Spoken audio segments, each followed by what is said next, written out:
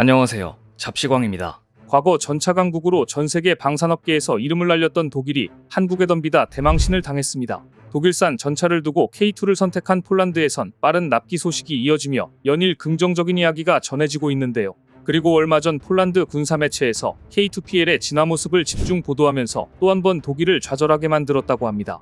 이런 가운데 최근 독일이 한국에게 천문학적인 돈을 내야 하는 쐐기를 박는 상황이 펼쳐졌다고 하는데 이에 대해 자세히 알아보겠습니다. 앞서 이달 초 북한이 한미연합 군사훈련이 시작된 맞대응 성격의 군사훈련을 실시하며 여러 종류의 신형 무기들을 대거 공개했었습니다. 대부분 열병식을 통해 알려진 무기들이었는데 신형 전차 M2020과 북한판 K9 자주포로 불렸던 주체 107년식 자주포로 이례적으로 실제 사격과 기동 장면이 공개돼 군사 전문가들이 놀라움을 가지고 관심을 보였습니다. 하지만 이내 실체가 드러났는데 우리 군의 전차 장갑을 관통할 수 있을 만큼의 주포 공격력이 현저히 떨어지는 데다 적포탄이나 대전차 무기를 맞으면 일격에 파괴될 수 있을 정도로 방어력이 최악으로 드러났습니다. 반면에 한국의 방산산업의 분위기는 아주 순조로운 상황으로 대표적으로 폴란드에 수출한 K2가 현지의 적기에 도착하는 등 한국 방산에 대한 신뢰도가 점점 높아지고 있는 상황입니다. 방산업계에 따르면 현대로템은 지난 20일 폴란드 그드니아의 K2 전차 총 18대가 순차적으로 도착했다고 소식을 전했습니다. K2 전차 올해 출고 물량은 총 56대로 이 가운데 18대가 현지의 적기에 도착했고 나머지 38대는 올 하반기에 출고 예정으로 신속한 출고로 폴란드 현지에서 호평이 이어지고 있습니다. 이런 가운데 폴란드 군사매체 디펜스24에서 폴란드형 K2가 어떻게 진화했는지 어떤 스펙을 보유하고 있는지 세세하게 성능을 분석하며 기대에 부푼 분석 기사를 내보내 화제가 됐는데요. 폴란드 매체는 현대로템 K2 전차의 폴란드 수출형 모델인 K2PL의 진화된 성능에 들뜬 마음을 감추지 않은 채 K2PL을 조명하는 데 바빴습니다. 디펜스24에 따르면 대표적으로 K2PL은 기존의 K2와 달리 원격 제어 터렛 시스템과 유사한 30mm 원격 사격 통제 체계 RCWS를 탑재하고 적군으로부터 전차를 보호할 수 있는 능동 방호 시스템 APS, 드론 공격 방해 전파 등이 탑재됩니다. 이는 전투력과 방호력 대폭 강화를 위한 것으로 K2PL 차체는 폴란드 측의 요청에 따라 K2의 원래 차체와 포탑이 베이스가 됩니다. 이에 대해 디펜스24는 K2 차체를 베이스로 하는 건 선체 탄약고가 승무원과 분리되지 않았고 운전자의 위치가 차량의 세로축으로 이동하지 않았을 가능성이 높다는 걸 의미한다고 분석했습니다.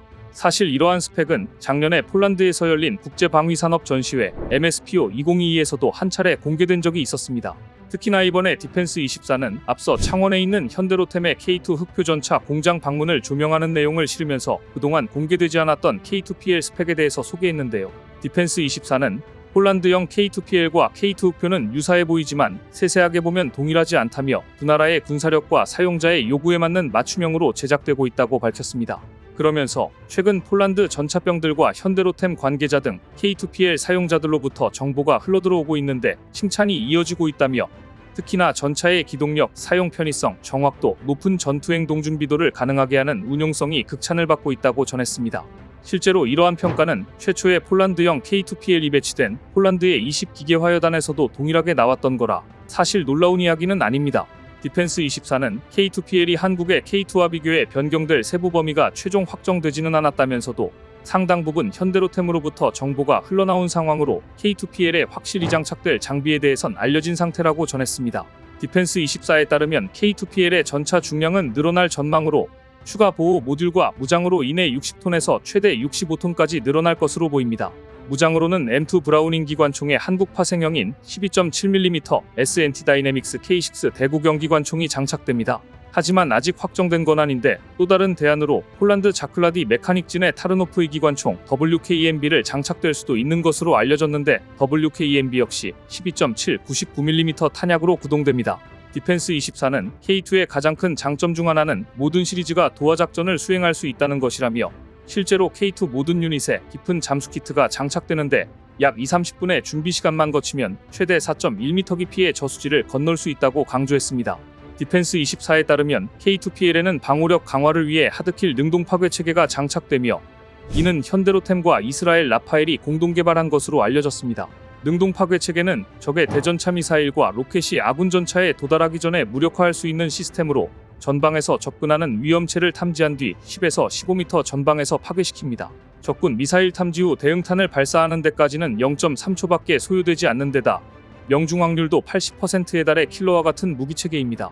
디펜스24는 K2PL은 KSTAM2라 불리는 치명적인 스마트 탄약을 장착해 전투 능력을 극대화시키는데 특히나 적 전차의 가장 약한 부분을 자동으로 탐지할 수 있다며 프랑스의 스마트 155와 같은 포병 대전차 미사일과 유사하다고 밝혔습니다. 이외에도 K2PL은 원격 무장 장치 RCWS 장착을 통해 전투력을 강화하는 것 물론 K2PL 전차의 상부에 상업용 드론을 방해할 수 있는 레고블록 형태의 전자전 제밍 장치가 장착될 것으로 보입니다. 이렇듯 벌써부터 폴란드에서는 K2PL에 대해 엄청난 기대감을 갖고 있는 중으로 이번을 계기로 한국 전차의 핵심 기술과 역량을 획득할 수 있는 것에 대해 폴란드 방산업계에서 매우 기대가 큰 상황이라고 합니다. K2PL의 경우 현대로템 창원 공장에서 일부를 생산하고 나머지는 폴란드 서부 도시 포즈난에 위치한 군용차 생산기업 WG모트에서 생산될 예정인데요. 디펜스24는 K2PL 프로그램이 본격적으로 시행되면 1000대의 주력 전차가 폴란드 군대에 인도될 예정으로 이 가운데 절반이 폴란드 현지에서 생산될 것으로 보인다고 밝혔습니다. 이와 관련해 앞서 우리 군은 폴란드와 방산 계약을 체결했을 당시 K2 일부를 폴란드에서 생산하는 것과 현지 생산시설 구축에 최대한 협조한다는 입장을 합의했었으며 이에 따라 폴란드 현지 생산 시점은 2026년부터 이뤄질 것으로 예상됩니다.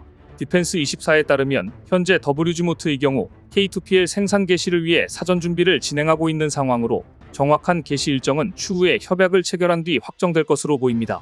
또한 디펜스24는 현재 현대로템은 K2 전차 차체를 기반으로 장갑 복구 차량, 공병 전차 등 3종의 지원 차량 등을 개발하고 있다며 이 역시 폴란드와 한국 사이 추가 협정이 체결되면 폴란드에 인도될 수 있을 것이라고 전했습니다. 이들 차량은 작년에 개최된 폴란드 MSPO 2023에서 당시 현대로템 부스에서 선보인 모델과 유사할 가능성이 큰 것으로 보입니다.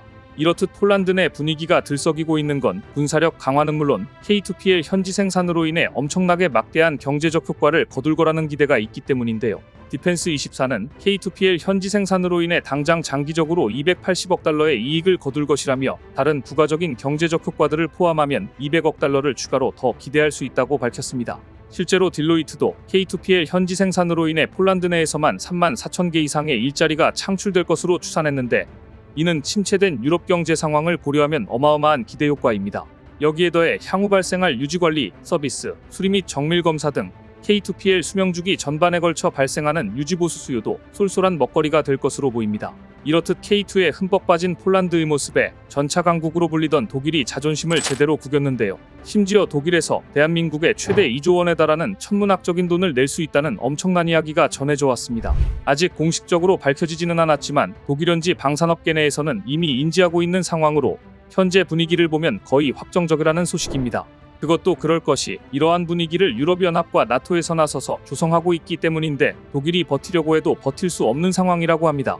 독일의 입장에서는 안 그래도 호주 레드백 사업에서 한국에게 패배했던 만큼 달갑지 않지만 나토에서 여러 가지 압박을 주면서 거부할 수 없는 상황이 펼쳐진 겁니다. 사실 독일은 앞서 폴란드가 레오파르트 전차를 두고 한국산 전차 K2를 대규모 도입한 것에 대해 언짢은 내색을 대놓고 드러냈었습니다.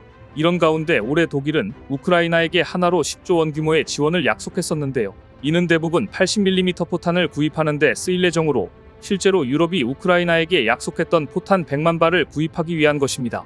그런데 문제는 당초 우크라이나에게 지원하기로 했던 포탄 100만 발 중 30만 발만 인도됐다는 점인데 나머지를 공급할 여력이 없어 난처한 상황으로 알려졌습니다. 그리고 독일 역시 포탄 18만 발 이상을 공급해야 하는데 돌아가는 상황을 보면 결국 독일이 한국으로부터 포탄을 대규모 도입해야 할 상황에 처했습니다. 현재로서 한국만이 유일하게 대규모 포탄을 공급할 수 있기 때문인데 독일에선 울며 겨자 먹기로 한국 방산을 인정하고 막대한 돈까지 지불해야 하는 어쩔 수 없는 상황에 엄청난 난색을 표하고 있다는데요. 전 세계 방산업계 내에서 대세는 이제 독일이 아닌 대한민국으로 이미 기울어진 것 같습니다. 오늘 준비한 소식은 여기까지입니다. 댓글을 통한 여러분들의 많은 의견 기다리겠습니다. 시청해주셔서 감사합니다.